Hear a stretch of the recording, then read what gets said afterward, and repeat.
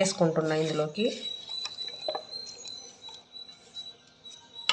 ఇప్పుడు ఇందులోకి ఏం వేస్తామంటే యాజ్ ఇట్ ఈస్ తేనె వేస్తాను. నేను కొంచెం స్వీట్నెస్ కోసం తేనె అయితే వేస్తాను.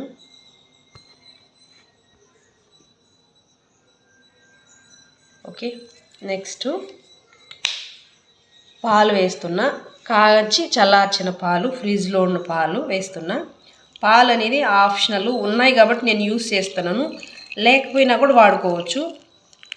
ఇది ఇప్పుడు నేను మిక్సీ పట్టుకొని వచ్చి చూపిస్తాను. మిక్సీ పట్టేసాను. ఇప్పుడు ఇందులోకి వేసుకున్న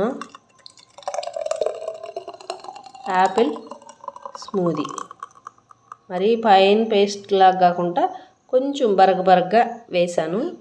యాపిల్ స్మూదీ రెడీ అయిపోయింది. ఇంకా చూసారా, ఇది ఒక 200